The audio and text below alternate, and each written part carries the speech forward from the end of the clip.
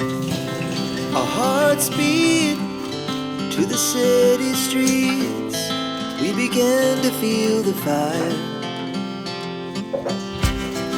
We rise like tall buildings as the chemicals, they take us higher. The night's young and it's just begun as she puts her hand in mine. We wanna chase the night, wanna dance to the light. Hi friends, good morning. কেমন আছো তোমরা সবাই? আশা করছি সবাই খুব ভালো আছো, সুস্থ আছো, আর আমরাও কিন্তু বেশ ভালো আছি। আজকে আমার আরও একটি নতুন ব্লগে তোমাদের সকলকে ওয়েলকাম আর অনেক ভালোবাসা। আজকের দিনটা হচ্ছে বুধবার আর এখন বাজে সকাল 7টা। চলো তাহলে এখন থেকেই তোমাদেরকে সাথে নিয়ে সঙ্গে নিয়ে আমি আমার ব্লগটা শুরু করছি। আশা করছি অন্যান্য দিনের মতন আজকের ভিডিওটাও তোমাদের একটু হলেও ভালো লাগবে। জানো তো আজকে না একটু ঘুম থেকে উঠতে লেট হয়ে গেছে। তবে কি বলো তো, সকালে 5টার সময় উঠেইছিলাম। যেহেতু বৃষ্টি পড়ছে প্রচণ্ড পরিমাণে সকাল থেকেই দেখছি, তো ছেলেকে তো আর স্কুল পাঠাতে পারবো না, তাই ভাবলাম একটু শুয়ে নিই। এত তাড়াতাড়ি উঠেই বা কী করবো, বাইরের কোনো কাজও তো হবে না বৃষ্টির জন্য, তো ভাবলাম একটু শুয়ে নিই। আর সেই যে শুয়েছি, একটু বেলা হয়ে গেছে জানো তো উঠতে। আর উঠে এখন বসে ভাবছিলাম যে কোন কাজটা আগে করব আর কোনটা পরে করব। তো যাই হোক, সংসারের কাজ তো করতেই হবে, আগে হোক বা পরে। তাই জানো তো ভেবে নিলাম যে আগে রান্নাটাই সেরে নিই, কেননা তোমাদের দাদাভাই যেহেতু ডিউটিতে যাবে, রান্নাটা সেরে নিলে তারপরে বাকি কাজগুলো নিশ্চিন্ত মনে করতে পারবো। তাই একটু ফ্রেশ হয়ে নিলাম, ফ্রেশ হয়ে চলে এলাম সোজা রান্নাঘরে। আর এই যে গ্যাস ট্যাস পুছে নিয়ে তারপরে এদিকে আনাজগুলো একটু কেটে নিচ্ছি। জানো তো সংসারে সমস্ত বাড়ির মেয়েদেরই কাজ কিন্তু একই। সেই যে সকালে উঠে রান্না করা, বাসন মাজা, ঘর মোছা, সমস্ত কাজই কিন্তু সবাইকে অল্প কম বেশি সবাইকেই করতে হয়, তবে কাজের ধরনটা একটু আলাদা। আর এই যে দেখো সবজিগুলো কিন্তু কাটা হয়ে গেছে, আর তার সাথে একটু পেঁয়াজ কেটে নিচ্ছি। কি বলো তো, আগের দিনের যে চিংড়ি মাছগুলো ছিল কিছুটা রান্না করা হয়েছিল আর কয়েকটা মতন ছিল জানো তো, সেটাই ভাবলাম তোমাদের দাদাভাইকে একটু রান্না করে দিই। কি বলো তো, আজকে তোমাদের দাদাভাই বলেছে যে একটু বাজার যাবে, দেখা যাক বাজার থেকে কি আনে, সেইগুলো জানো তো বেলায় রান্না করব। আবার আমার বেলায় রান্না আছে আজকে, তাই সকালে তোমাদের দাদাভাইয়ের মতন অল্প করেই রান্না করে দিচ্ছিলাম।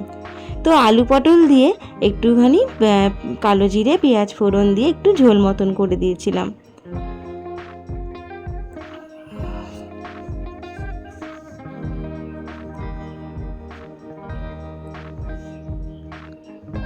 কি বলো তো, সকাল সকাল উঠলে যেমন অনেক কাজ হয়, বেলায় উঠলে না ভীষণ হুড়োহুড়ি লেগে যায়।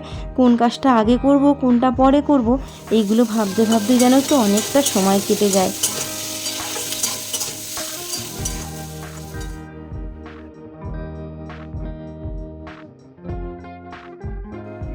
তাই জানো তো ভাবলাম যে রান্নাটা এদিকে চাপিয়ে নিই, রান্নাটা চাপিয়ে নেওয়ার পর অনেকটা সময় হাতে পাবো, তখন কিছুটা ঘরের কাজগুলো সেরে নিতে পারবো। আর এই যে দেখো ওদিকে রান্নাটা বসিয়ে দিয়ে চলে এসেছি ঘরটা কিন্তু ঝাড় দিয়ে নিতে। আর জানো তো যেহেতু বেলা হয়ে গেছে, তাই এক মুহূর্ত সময় কিন্তু নষ্ট করা যাবে না, তাহলে কিন্তু অনেক বেলা হয়ে যাবে বাকি সমস্ত কাজগুলো সারতে সারতে। আর আজকে জানো তো ছেলে যেহেতু শুয়ে আছে, এখনও ঘুম থেকে ওঠেনি, তাই পাখাটাও কিন্তু বন্ধ করতে পারিনি, পাখা চালিয়েই ঘরটা ঝাড় দিতে হলো। তাতে জানো তো অনেক অসুবিধাও হচ্ছিল, কিছুতেই ভালোভাবে ঝাড় দিতে পারছি না। তো যাই হোক, এই যে বলে না মানে দেরি হলে যেন সব দিক থেকেই দেরি হয়, ঠিক আজকে যেন আমার সাথে সেটাই হচ্ছিল। একেই দেরি হয়ে গেছে, আরও যেন তার উপর দেরি হচ্ছিল। আর কি জানো তো, একটু তাড়াহুড়ো করছি, ভাবছি 9টা বেজে গেলেই জলটা চলে যাবে, তাহলে আর স্নান পুজোটা সারতে পারবো না। আজকে ভেবেছি জানো তো, সকালবেলায় সমস্ত কাজকর্ম সেরে একটু স্নান পুজোটা সেরে নেব।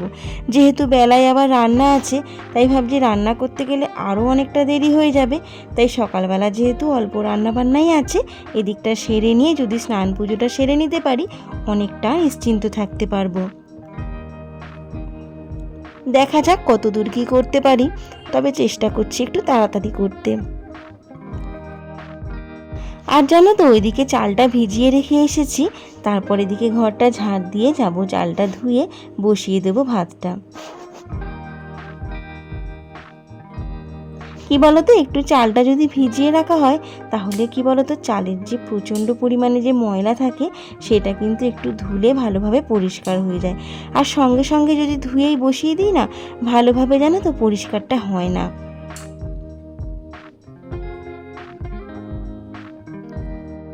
আর কি বলতো, চালটা যদি অনেকক্ষণ ভিজিয়েও রাখা যায় না, তাতে কিন্তু ভাতটা তাড়াতাড়িও হয়ে যায়, আর এতে গ্যাসটাও অনেক কম খরচ হয়। আর এই যে দেখো, এদিকে ঘর ঝাড় দেওয়া কমপ্লিট করে চালটা ধুয়ে এদিকে ভাতটাও বসিয়ে দিলাম। আর কি বলতো, বাড়ির মেয়েরা যদি বুদ্ধি করে সমস্ত কাজ করতে পারে, দেরিতে উঠুক বা তাড়াতাড়ি উঠুক ঘুম থেকে, সমস্ত কাজ কিন্তু সময়ের মধ্যে ঠিকই করে নিতে পারে। তো জানো তো, অনেক বছর সংসার করতে করতে সব মেয়েদেরই কিন্তু একটা অভিজ্ঞতা হয়ে যায়, কোনটার পর কোনটা করলে তাড়াতাড়ি হবে সংসারের কাজগুলো, সেটা কিন্তু আমরা অনেকটাই শিখে গেছি। আর কি বলতো, সব মেয়েরাই কিন্তু দেখবে বাপের বাড়ি থেকে কিন্তু সমস্ত কাজটা শিখে আসে না, তবে শ্বশুর বাড়িতে এসে সমস্তটাই কিন্তু একা হাতে তাদের সামলাতে হয়। তবে যে মেয়েদের যেসব বাড়িতে শ্বশুর শাশুড়ি আছে, তারা হয়তো একটু হেল্প করে, আর যাদের একার সংসার আমার মতন, তাদের কিন্তু অনেকটাই চাপ থাকে সংসারে, পুরোটাই তাদের একা হাতেই সামলাতে হয়। আর কি বলতো, হেল্প করার মতন কিন্তু কেউই থাকে না। তো যাই হোক, পরিস্থিতি হয়তো আমাদেরকে এরকম তৈরি করে দেয়, আমাদের অনেকটাই শক্তি পাই যেইভাবে একা হাতে কাজ করার জন্য। তো রোজকার এইসব কাজগুলো করতে করতে আমরা কিন্তু অভ্যস্ত হয়ে গেছি। প্রথম জানো তো অনেকটাই কষ্ট হতো, যেহেতু বাপের বাড়িতে কিছুই করিনি কোনো দিন, ধরো বলতে পারো বসে বসেই খেয়েছি, কোনো কাজই করতে হয়নি। তবে শ্বশুর বাড়িতে এসে কিন্তু একটু অসুবিধাই হতো, আর যেহেতু এখন পুরোপুরি একার সংসার হয়ে গেছে, এখন কিন্তু অনেকটাই কষ্ট হয়। তবে এখন আর কষ্ট হয় না, একা হাতে করতে করতে অভ্যেস হয়ে গেছে জানো তো। আর এটা জানো তো, আমি সংসারটা অনেকটাই হাসি মুখে বেশ আনন্দের সাথেই কিন্তু রোজকার এই কাজগুলো করে থাকি। তবে মাঝে মাঝে জানো তো মনে হয় একটু যদি ছুটি পেতাম তাহলে বেশ ভালো হয়, কিন্তু কি বলতো, আমাদের তো আর কেউ ছুটি দেবে না। শীত গ্রীষ্ম বর্ষা বৃষ্টি যাই হোক না কেন, আমাদেরকে কিন্তু কাজ করেই যেতে হবে। কি বলতো, ঘরে যদি কাজকর্ম না করি, দেখবে একদিন যদি শরীর খারাপ হয়ে পড়ে থাকি, তাহলে দেখবে ঘরের জিনিসপত্রগুলো কি অবস্থা হয়ে থাকে, ঘর দূর যেন একদম ছিটানো হয়ে থাকে। আর রান্নাবান্নার কথা বলতে পারো, অনেক বাড়িতেই কিন্তু ছেলেরা রান্নাবান্না করতে পারে, তবে তোমাদের দাদাভাই কিন্তু কিছুই রান্না করতে পারে না। আর জানো তো, আমার বাপের বাড়িটা সামনে বলে তবে জানো তো অনেকটাই বেঁচে যাই। আমার শরীর খারাপ করলে মা কিন্তু আমাদের অনেকটাই হেল্প করে, না হলে কি হতো জানি না জানো তো। তবে দেখো, এদিকে কথা বলতে বলতে আমার ওদিকে কাজ ক্রমশ সারা হয়ে গেছে, আর এদিকে কিন্তু ঘরটাও আমার মোছা হয়ে গেছে। আর দেখো, এখনো কিন্তু বৃষ্টি থামেনি জানো তো, বৃষ্টি আজকে পড়েই যাচ্ছে। তবে একটা কাজ কি হলো জানো, সকালে কিন্তু আমার স্নানটা সারতে পারিনি। কি বলো তো, জল ছিল, তবে জানো তো ঠাকুরের জলটা পাবো না বলে আর ওদিকে স্নানটা সারিনি। তাই ভাবলাম দুপুরে তাড়াতাড়ি রান্না করে নিয়েই তবেই স্নানটা সারবো। আর দেখো, বলেছিলাম না তোমাদের দাদাভাই যাবে বাজারে, আর এই বৃষ্টির কারণে জানো তো এক ফোঁটাও বাজার বসেনি, কোনো বাজারে সেরকম বসেনি। আর দু একজন যাও বা বসেছে, এত দাম বলছিল বাজারে। তাই তোমাদের দাদাভাই কি করেছে দেখো, মাটন নিয়ে চলে এসেছে। বলছে বাজারের যা দাম সেই মানে সবজি খাওয়ার থেকে তার থেকে একটু মাটন নিয়ে আসি, সেটাই তুমি রান্না করো, একটু আনন্দ করে খেতে পারবো। আসলে কি বলো তো, তোমাদের দাদাভাই না সবজি খুব একটা পছন্দ করে না। মানে আমার শাশুড়ির মুখে শোনা, জানো তো, বিয়ের আগে নাকি মানে একটু রিচ খাবারটা প্রচণ্ড পরিমাণে পছন্দ করতো, সবজির দিকে যেন একদমই তাকাতো না। তবে বিয়ের পর মানে আমার পাল্লায় পড়ে এরকম সবজি খেতে কিন্তু অনেকটাই শিখে গেছে, জানো তো। আর দেখবে মানে সব রকম খাওয়া অভ্যেস থাকলে কোনো জায়গায় গিয়েও কিন্তু তাদের অসুবিধায় পড়তে হয় না। আর এই ধরো বাদ বিচার করে খেলে অন্য জায়গায় গিয়েও কিন্তু অনেক অসুবিধায় পড়তে হয়। জানো তো, মা আমাদেরকে মানে আমার ভাই আমাকে দুজনকে জানো তো সমস্ত খাওয়া ছোটোবেলা থেকে শিখিয়েছে, কম বেশি সবই কিন্তু আমরা খাই, তাই আমাদের জানো তো কোনো জায়গায় গিয়েও কোনো অসুবিধায় পড়তে হয় না। আর এতদূর পর্যন্ত আমার যেসব বন্ধুরা আমার ভিডিওটা দেখছো, তোমাদের ভিডিওটা দেখে যদি কিছু ভালো লেগে থাকে তাহলে প্লিজ একটা লাইক কমেন্ট শেয়ার করে দিও। আর আমার চ্যানেলে যদি নতুন বন্ধু হয়ে থাকো তাহলে চ্যানেলটিকে সাবস্ক্রাইব করে আমার পাশে থাকার সঙ্গে থাকার অনুরোধ রইল। আর দেখো, এই যে কথা বলতে বলতে আমি কিন্তু মাটনটা এদিকে চাপিয়েও দিয়েছি।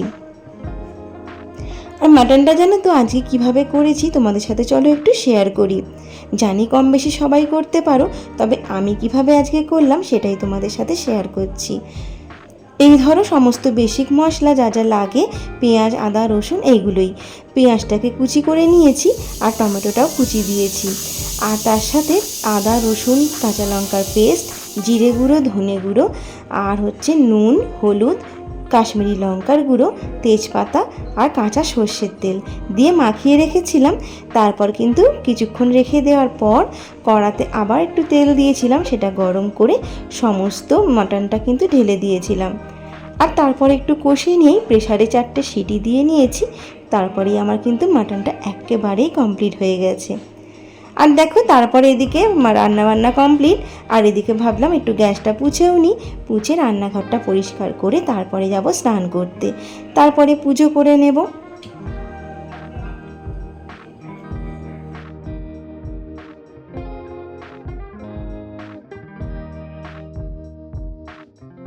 আর এই যে দেখো, সংসারের সমস্ত কাজকর্ম সেরে নিয়ে স্নানটাও কিন্তু সেরে নিয়েছি। আর এবার যাব একটু ঠাকুরকে সেবা দিয়ে নেব, তারপরেই যাব দুপুরবেলায় খাওয়া দাওয়া সেরে নিতে।